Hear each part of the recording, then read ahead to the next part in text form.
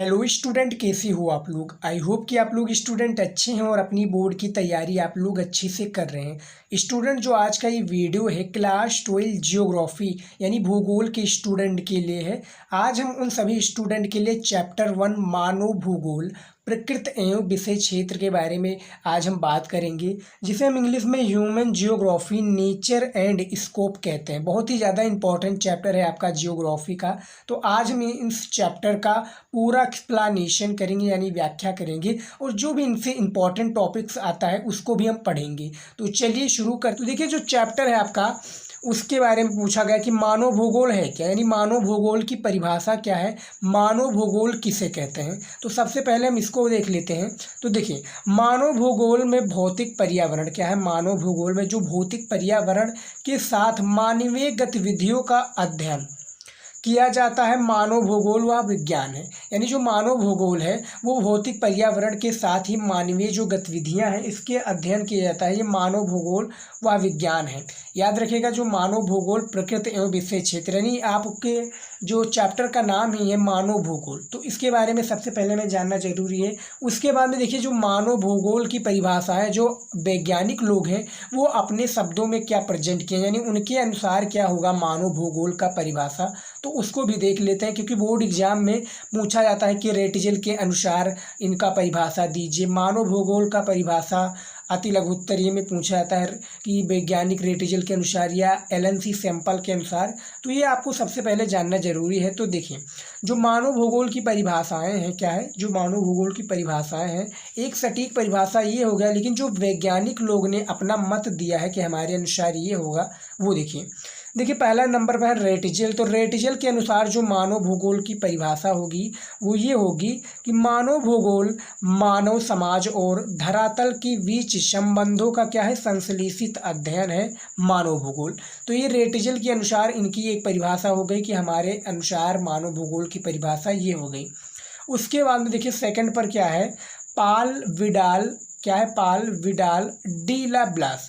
इनके अनुसार जो मानव भूगोल की परिभाषा ये होगी, हमारी पृथ्वी को नियंत्रित करने वाले भौतिक नियमों तथा इस पर रहने वाले जीवों के मध्य संबंधों के अधिक संश्लेषित ज्ञान से उत्पन्न संकल्पना को क्या कहते हैं, मानव भूगोल कहते हैं। तो ये जो वैज्ञानिक हैं पाल विडाल डी ला ब्लास, इन्होंने ही इसकी परिभाषा दी है मानव भूगोल के। इनके अनुसार इन मानव भूगोल की जो परिभाषा होगी वो ये होगी। उसके बाद में देखिए क्या है अगला, थर्ड नंबर पर यानी हमारा तीसरे नंबर पर आ जाता है, यह है एलएनसी सैंपल। एलएनसी सैंपल ने भी मानव भूगोल की परिभाषा दी है। तो जो वैज्ञानिक लोग हैं वो अपना परिभाषा देते हैं कि हमारे अनुसार इसकी परिभाषा ये होगी।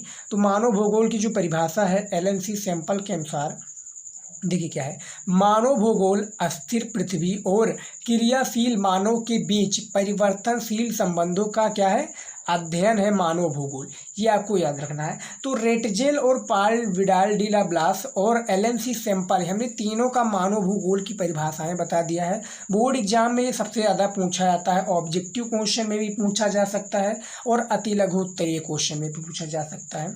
यदि आप इसका क्या है, यदि आप इसको एक नोट्स की तरह भी बना सकते हैं, क्योंकि जो हमारा सब्जेक्ट और जो भी चैप्टर वाइज हमारा हम पढ़ा रहे हैं, एक्सप्लेनेशन कर रहे हैं, इसका आप नोट्स भी तैयार कर सकते हैं।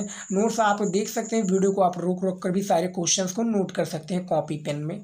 अब देखिए अगला हमारा क्या आ जाता है, जैसे हमने यहाँ पर मानव भूगोल के बारे में बात की है कि मानव भूगोल की परिभाषाएँ कितनी प्रकार की होती हैं, वैज्ञानिक लोग अपने अनुसार मानव भूगोल की परिभाषा क्या देते हैं। तो चैप्टर का जो नाम है तो हमने बता दिया, चैप्टर 1 है, बहुत ही ज़्यादा इंपॉर्टेंट चैप्टर है। कई सालों से ये चैप्टर चला आ रहा है जियोग्राफी में, फर्स्ट चैप्टर। तो चलिए देखते हैं अगला क्या हमारा। देखिए अगला क्या आ जाता है, मानव भूगोल की प्रकृति, यानी जो अगला हमारा टॉपिक है यानी पॉइंट है क्या है, देखिए मानव भूगोल भौतिक पर्यावरण और मनुष्य द्वारा निर्मित सामाजिक सांस्कृतिक पर्यावरण के मध्य के संबंधों का क्या है, अध्ययन है। उनकी परस्पर अन्योन्य क्रिया के द्वारा करता है। क्या जो मानव भूगोल की प्रकृति है वो क्या है, मानव भूगोल, भौतिक पर्यावरण तथा जो मनुष्य के द्वारा जो निर्मित सामाजिक सांस्कृतिक है, यानी जो सामाजिक संस्थाएं हैं या सांस्कृतिक है पर्यावरण के जो मध्य में संबंधों का अध्ययन उनकी परस्पर अन्योन्य क्रिया क्या है, जो उनकी परस्पर अन्योन्य क्रिया के द्वारा करता है, उसी को हम मानव भूगोल की प्रकृति कहते हैं। तो इसका ये एक प्रकार से एग्जाम्पल हो गया। अब जैसे के तौर पर, अब जैसे यहाँ पर हम क्या देखेंगे, जैसे हो सकता है भू आकृति, क्या है ये देखिए, भू आकृति हो सकता है, बहुत ही ज़्यादा इम्पोर्टेंट है भू आकृति। मृदाएं, जलवायु आदि, भू आकृति, मृदाएं, उसके बाद में क्या है, जलवायु आदि, जलवायु आदि, क्या है, जलवायु आदि का उपयोग कर भौतिक वस्तुओं का निर्माण करते हैं। आदि का उपयोग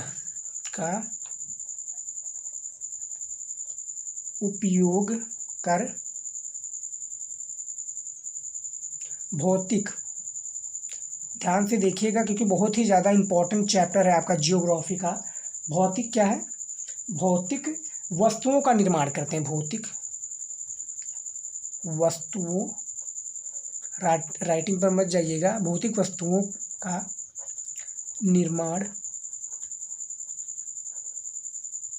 क्या है, करते हैं। तो सबसे ज़्यादा जो इम्पोर्टेंट है आपका मानव भूगोल के प्रकृति में क्या है, प्रकृति में जो है ये इसका एग्जाम्पल देख सकते हैं किस प्रकार से है कि जैसे भू आकृति, मृदाएं, जलवायु आदि उपयोग कर भौतिक वस्तुओं का क्या है, जो निर्माण करते हैं। जैसे अब एग्जाम्पल के तौर पर आप जैसे गृह, गांव, सड़क, नगर, उद्योग, तो ये सारी जो चीज़ें क्या है, जो ये सारी जो चीज़ें जैसे गृह, गांव, सड़क, नगर, उद्योग, रेलों का जाल यानी जो रेल पटरी का जाल है, पतन, दैनिक उपयोग में आने वाली वस्तुओं तथा भौतिक संस्कृति के अन्य सभी तत्व को ये क्या कहते हैं, मिलाकर जो बनाया जाता है मानव भूगोल की प्रकृति कहलाता है। तो एग्जाम्पल भी हमने दे दिया और इसकी परिभाषा भी दे दिया, क्योंकि बोर्ड एग्जाम में जो क्वेश्चंस आते हैं इसी से आते हैं। और नोट्स यदि आप तैयार करना चाहते हैं तो आप नोट्स इस प्रकार से तैयार कर सकते हैं, बहुत ही आसानी से तैयार कर सकते हैं। वीडियो को आप रोक कर भी तैयार कर सकते हैं क्योंकि आपके लिए बहुत ही ज़्यादा इम्पोर्टेंट है नोट से ही सारा डिसाइड हो जाता है। और इससे पहले यदि आपने हमारा वो वीडियो नहीं देखा जिसमें हमने न्यू सिलेबस के बारे में बताया है, काफ़ी चैप्टर चेंज हुए हैं, काफ़ी बड़े हैं, काफ़ी घटे हैं, तो जो यूपी बोर्ड का न्यू सिलेबस आया हुआ है 2024 का, यदि आपने नहीं देखा है तो वीडियो जाकर वो देख सकते हैं और आप PDF भी डाउनलोड कर सकते हैं उसका। तो देखिए जो हमारा अगला टॉपिक आ जाता है मानव का प्रकृतिकरण और प्रकृति का मानवीकरण। क्या है, मानव का प्रकृतिकरण और प्रकृति का मानवीकरण सबसे ज़्यादा इम्पोर्टेंट ये आपका हो जाता है। क्या, सबसे ज़्यादा इम्पोर्टेंट ये आपका टॉपिक है। अब देखिए इनमें क्या है, दोनों एक ही हैं, यानी प्रकृतिकरण भी दोनों एक है, मानवीकरण भी दोनों एक है। तो ये दोनों एक है लेकिन हम इसको अलग अलग कर देते हैं। तो अलग अलग से करने से क्या आता है, आपको ज़्यादा समझ में आएगा। देखिए प्रकृतिकरण में क्या है, प्रकृतिकरण से तात्पर्य मानव को प्रकृति के अनुसार स्वयं को ढाल लेने से प्रौद्योगिकी ज्ञान की सहायता से अनेक प्राकृतिक संसाधनों से विभिन्न प्रकार की सांस्कृतिक वस्तुओं का निर्माण। क्या है, जो सांस्कृतिक वस्तुओं का निर्माण होने से ही प्रकृति का अनुकूल होता है। क्या है, जो प्रकृति का अनुकूल होता है, क्या होता है आप देखिए ध्यान से कि अनुसार स्वयं को ढालना, यानी प्रकृति के अनुसार अपने आप को ढाल लेना, या प्रकृति जो कह रही है, प्रकृति जो कर रही है उसके अनुसार अपने आप को ढाल लेना। प्रौद्योगिकी ज्ञान की सहायता से अनेक प्राकृतिक संसाधनों से विभिन्न प्रकार की सांस्कृतिक वस्तुओं का निर्माण होने से प्रकृति का अनुकूल होता है, इसी को हम प्रकृतिकरण कहते हैं। प्रकृतिकरण ये कहलाता है। अब उसके बाद में यहाँ पर बात हो रही है मानवीकरण की, तो मानवीकरण भी हम बता देते हैं क्या होता है। देखिए मानवीकरण में सामाजिक एवं सांस्कृतिक विकास के साथ साथ मानव बेहतर और अधिक सक्षम प्रौद्योगिकी का विकास करता है, जिससे क्या होता है ना कि जो मानव और प्रकृति है ये दोनों में इसका मेल लेता है। यानी प्रकृतिकरण भी क्या होती है, उसमें स्वयं को ढाल लेना, लेकिन जो सामाजिक विकास के साथ साथ बेहतर और अधिक सक्षम प्रौद्योगिकी का विकास करता है, इसी को मानवीकरण कहलाते हैं। तो सबसे ज़्यादा जो इम्पोर्टेंट है प्रकृतिकरण और मानवीकरण, हमने दोनों को भी बता दिया है संक्षेप में, आप देख सकते हैं दोनों का परिभाषा किस प्रकार से है। ये इंपॉर्टेंट पॉइंट है। अब देखते हैं हमारा जो अगला पॉइंट आ जाता है वो क्या आ जाता है, उसको भी हम समझेंगे, उसके अनुसार सारी चीज़ों को हम प्रेजेंट करेंगे आपके सामने।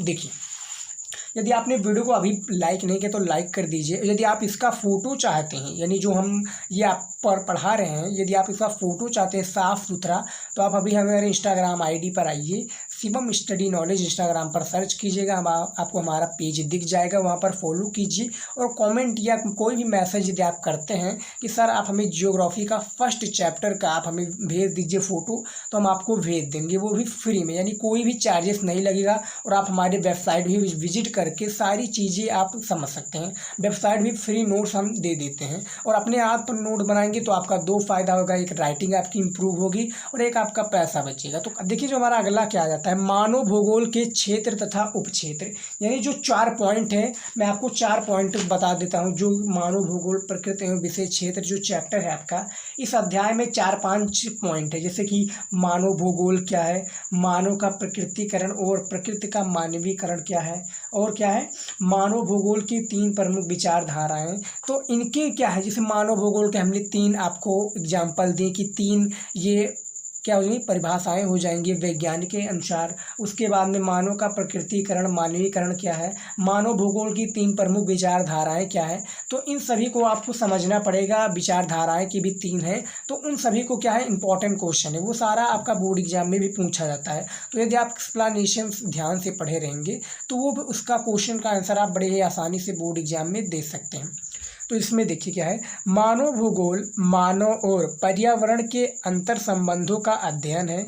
इसमें मानव जीवन के सभी तत्वों के साथ क्या है, सभी तत्वों के साथ घटने वाली घटनाओं की व्याख्या होती है, जो कि मानव भूगोल के क्षेत्र तथा उपक्षेत्र में ये समझा जा सकता है। अब देखिए जो हमारा क्या है समझा जा सकता है, अभी इसके चित्र के अनुसार हम समझेंगे। एक चित्र के अनुसार आपकी किताब में भी वो चित्र दिया होगा आपके फर्स्ट चैप्टर में, लेकिन जो जो इसका चित्र है, चित्र के अनुसार हम समझेंगे कि मानव भूगोल के क्षेत्र तथा उपक्षेत्र क्या होते हैं। जैसे मानव भूगोल का उपक्षेत्र ये है, जैसे सामाजिक भूगोल। अब देखिए सामाजिक भूगोल, उसके बाद में क्या है, यहाँ पर मानव भूगोल के उपक्षेत्र का नाम है, यहाँ पर सामाजिक विज्ञान सहयोगी विषयों से क्या है अंतरस्पष्ट, क्या है अंतरापृष्ठ है। तो इसको भी हम समझते हैं क्या होता है ये, बेसिकली इसको आप देख सकते हैं। देखिए सामाजिक भूगोल, सामाजिक भूगोल को जो अन्य नाम दिए जाते हैं, अन्य क्या है विषयों का नाम या अनुशासकों से नाम दिया जाता है सामाजिक विज्ञान या समाजशास्त्र। क्या कहते हैं, सामाजिक विज्ञान या समाजशास्त्र। मैं लिख देता हूँ आपको ताकि सारा आपका डाउट क्लियर रहे।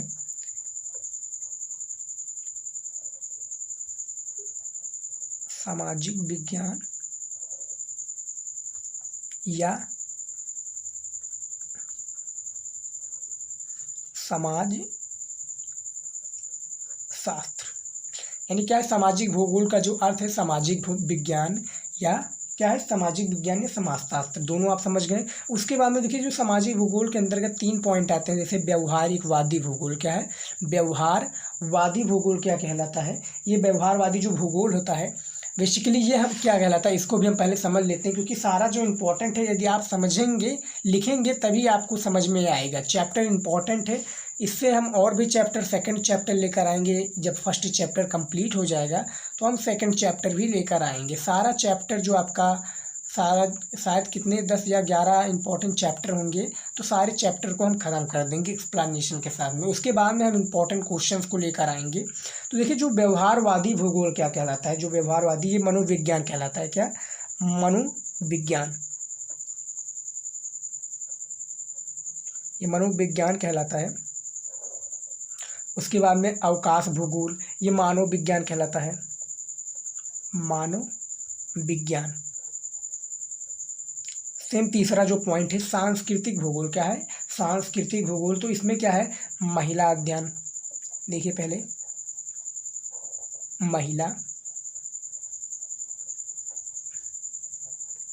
महिला अध्ययन, उसके बाद में क्या है मानव विज्ञान,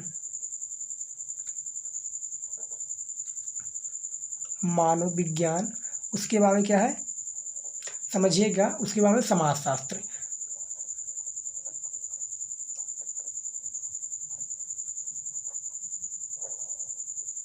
तो ये सांस्कृतिक भूगोल के कुछ स्रोत हैं, जैसे कि मानव भूगोल के उपक्षेत्र हैं। उसके बाद में जो यहाँ पर विषयों का नाम कि इसके नाम के अलावा क्या क्या हो, जैसे जैसे यहाँ पर हमने एग्जाम्पल के तौर पर आपको दिखाया सामाजिक भूगोल, तो सामाजिक विज्ञान और समाजशास्त्र, सामाजिक विज्ञान और समाजशास्त्र सामाजिक भूगोल के अंतर्गत आते हैं। उसी के अनुसार ये तीनों पॉइंट के अंतर्गत ये सारे सब्जेक्ट के नाम आते हैं। उसके बाद में देखिए यहाँ पर क्या है, नगरीय भूगोल। अब नगरीय भूगोल को किस नाम से जाना जाता है, तो नगरीय भूगोल को नगरीय अध्ययन और नियोजन, क्या है मैं आपको लिखकर दिखा देता हूँ, नगरीय अध्ययन और नियोजन, और क्या है, नियोजन। तो देखिए नगरीय भूगोल को नगरीय अध्ययन और नियोजन, जनसंख्या भूगोल को क्या कहेंगे, जनांकिकी। समझिएगा, क्योंकि ये इंपॉर्टेंट क्वेश्चन आपका बोर्ड एग्जाम में सबसे ज़्यादा पूछा जाता है कि किसके बारे में, मानव भूगोल के उपक्षेत्रों का आप यानी चित्र के द्वारा समझाइए, तो चित्र के द्वारा आपको समझाना पड़ेगा। उसके बाद में क्या है, जनांकिकी। आर्थिक भूगोल में क्या आ जाता है आपका, अर्थशास्त्र। क्या जाता है, आर्थिक भूगोल में आपका अर्थशास्त्र। पर्यटन भूगोल में जैसे देखिए हमने यहाँ पर सामाजिक, क्या है, सामाजिक भूगोल के 3 पॉइंट्स बताए थे, उसी के अनुसार आर्थिक भूगोल की 4 पॉइंट है। जैसे यहाँ पर पहला है पर्यटन भूगोल, क्या है, पर्यटन भूगोल। तो इनमें क्या है, पर्यटन और यात्रा। जैसे आपको पर्यटन नाम से ही आपको समझ में आ रहा होगा कि किसके बारे में है, यानी यात्रा के बारे में। तो पर्यटन और यात्रा। उसके बाद में उद्योग भूगोल, तो औद्योगिक, क्या है, औद्योगिक। कृषि भूगोल, कृषि विज्ञान।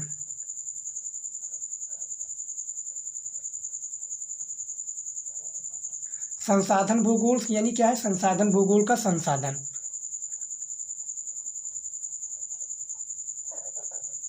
देखिए तो हमने पूरा लिख दिया है, आप देख सकते हैं किस प्रकार से, यानी जो मानव भूगोल के क्षेत्र हैं, उपक्षेत्र हैं, हमने परिभाषा आपको दे दिया है। अब इसका चित्र के द्वारा जो समझाना था इसको भी बता दिया। यहाँ पर आपका मानव भूगोल के उपक्षेत्र का नाम है, और दूसरी जगह पर क्या है, सामाजिक विज्ञान या सहयोगी विषयों का उत्कृष्ट, यानी सहयोगी जो विषय हैं इसके साथ वाले जो विषय हैं उसका नाम दिया गया है। तो सामाजिक भूगोल में आपका सामाजिक विज्ञान क्या आता है, देखिए सामाजिक विज्ञान और समाजशास्त्र। दूसरा आपका जो पॉइंट में आता है, जैसे व्यवहारिक भूगोल मनोविज्ञान, अवकाश भूगोल मानव विज्ञान, सांस्कृतिक भूगोल महिला अध्ययन मानव विज्ञान समाजशास्त्र। उसी के अनुसार देखिए नगरीय विज्ञान, क्या है, नगरीय विज्ञान नगरीय अध्ययन और नियोजन। जनसंख्या भूगोल जनांकिकीय, आर्थिक भूगोल अर्थशास्त्र। उसके बाद में क्या है, पर्यटन भूगोल पर्यटन और यात्रा, उद्योग भूगोल औद्योगिक, कृषि भूगोल कृषि विज्ञान, संसाधन भूगोल संसाधन। तो यदि आपका बोर्ड एग्जाम में आ गया कि मानव भूगोल के उपक्षेत्रों को आप हमें डायग्राम या यानी चित्र के द्वारा समझाइए, तो आपको इसी प्रकार से समझाना है, याद रखिएगा। इसको आप कॉपी पेन में लिख लीजिए, बहुत ही ज़्यादा इंपॉर्टेंट है, आपको इसी के अनुसार करना है। और भी काफ़ी सारे थे, लेकिन जितना उचित है उतना ही आप कीजिए। तो देखिए जो मानव भूगोल के उपक्षेत्र है उसके नाम हमने बता दिए हैं। अब देखिए हमारा जो अगला टॉपिक आ जाता है वो क्या जाता है, देखिए स्टूडेंट जो हमारा अगला टॉपिक आ चुका है वो आ चुका है मानव भूगोल की 3 प्रमुख विचारधाराएं। यानी मैंने आपको शुरुआत में ही बता दिया था कि इसके इंपॉर्टेंट 4-5 पॉइंट हैं। 4-5 पॉइंट में ही काफ़ी सारे आपको हेडिंग्स मिल जाएंगी। जैसे मानव भूगोल की 3 प्रमुख विचारधाराएं, आप नाम से ही देख ले सकते हैं कि यहाँ पर बात हो रही है 3 प्रमुख विचारधाराएं की बात हो रही है। तो देखिए सारे जो विचारधाराएं हैं इंपॉर्टेंट है और आपके बोर्ड एग्जाम में कहीं ना कहीं जैसे पूछा जा सकता है। पिछले साल का पेपर यदि आप देखेंगे तो उसमें भी पूछा जाएगा। तो आगे हम आपको बताएंगे कि कौन कौन से इंपॉर्टेंट क्वेश्चन हैं, लेकिन पहले हमें थ्योरी समझना होगा। थ्योरी यदि आप समझ लेंगे तो सारा आपका क्लियर रहेगा क्वेश्चन। देखिए पहला आपका क्या है, मानव भूगोल की 3 प्रमुख विचारधाराएं में पहला आपका विचारधारा है पर्यावरणीय निश्चयवाद या क्या है, नियतिवाद। क्या है, नियतिवाद या निश्चयवाद। तो इसका पहले हम अर्थ समझ लेते हैं क्या है। आदिम समय में प्रकृति की शक्तियाँ, क्या है, जो आदिम समय में प्रकृति की शक्तियों पर क्या है, शक्तियों व मानव के बीच परस्पर होने वाली क्रियाओं को पर्यावरणीय निश्चयवाद कहा गया। क्या है, पर्यावरणीय निश्चयवाद कहा गया है। उसके बाद में देखिए क्या है, दूसरा है संभववाद। संभववाद क्या कहते हैं, इसमें मानव शक्ति की, क्या है, जो इसमें मानव शक्ति की प्रधानता होती है। इसके जनक विडाल डी ला ब्लास हैं। जो संभववाद है ये आपका बोर्ड एग्जाम में सबसे ज़्यादा पूछा जाता है और इसमें जो मानव शक्ति की प्रधानता होती है क्या होती है, इसके जनक क्या है, विडाल डी ब्लास हैं, सबसे ज़्यादा इंपॉर्टेंट है। ये आपका ऑब्जेक्टिव क्वेश्चन में भी पूछा जा सकता है। 4 ऑप्शन दे दिए जाएंगे कि विडाल डी ब्लास के अनुसार इनमें से कौन से जनक हैं, यानी कौन सी रचना के जनक हैं, तो इनमें संभववाद आपका राइट आंसर हो जाएगा। उसके बाद में देखिए तीसरी जो विचारधाराएं हैं वो क्या है, नव निश्चयवाद, यानी नव निश्चयवाद को रुको और जाओ निश्चयवाद के नाम से भी जाना जाता है। तो दोनों एक ही हैं, अथवा लग जाता है या और लग जाता है, तो याद रखिएगा नव निश्चयवाद या रुको और जाओ। ये ग्रिफ्थ टेलर ने दिया था, जैसे कि आप यहाँ पर देख सकते हैं परिभाषा में कि ग्रिफ्थ टेलर ने संभववाद की आलोचना करते हुए नव निश्चयवाद की विचारधारा प्रस्तुत की है। नव निश्चयवाद को रुको और जाओ निश्चयवाद भी कहा जाता है, जैसा कि हमने आपको बताया। तो ये मानव भूगोल की 3 प्रमुख विचारधाराएं हैं, जो कि सबसे ज़्यादा इम्पोर्टेंट ये विचारधारा है। तो इनमें जो इम्पोर्टेंट पॉइंट्स है आपका पर्यावरणीय निश्चयवाद या नियतिवाद है, मानव भूगोल क्षेत्र तथा उपक्षेत्र हैं, ये देख सकते हैं। उसके बाद में क्या है, मानव भूगोल की प्रकृति और मानव का प्रकृतिकरण और प्रकृति का मानवीकरण, ये देख सकते हैं। उसके बाद में क्या है हमारा मानव भूगोल। तो 4-5 पॉइंट हमने बता दिया जो कि चैप्टर का इम्पोर्टेंट यानी थ्योरी है ये, और टॉपिक इम्पोर्टेंट 4-5 ही थे। तो इसको हमने बता दिया। चैप्टर 1 है आपका जियोग्राफी का, याद रखिएगा भूगोल का आपका चैप्टर 1 है human geography nature and scope. तो आज की इस वीडियो में हमने पूरा चैप्टर को पढ़ लिया है। जो आपका चैप्टर 1 है कंप्लीट हो चुका है, थ्योरी सारी कंप्लीट हो गई है। यदि आप इसका फोटो चाहते हैं तो आप हमें इंस्टाग्राम पर फॉलो कीजिए, या नीचे आपको डिस्क्रिप्शन में लिंक मिल जाएगा, नहीं तो आप सर्च कीजिएगा। वेबसाइट का भी नाम आप गूगल पर सर्च कीजिएगा शिवम स्टडी नॉलेज, वहाँ पर आपको इसका PDF मिल जाएगा और इंस्टाग्राम पर भी आपको फ़ोटो मिल जाएगा। फ्री ऑफ कॉस्ट मिलेगा, कोई हम चार्जेस नहीं लेते हैं। तो स्टूडेंट आज का ये वीडियो बस इतना ही था, मिलते हैं नेक्स्ट वीडियो में। जय हिंद।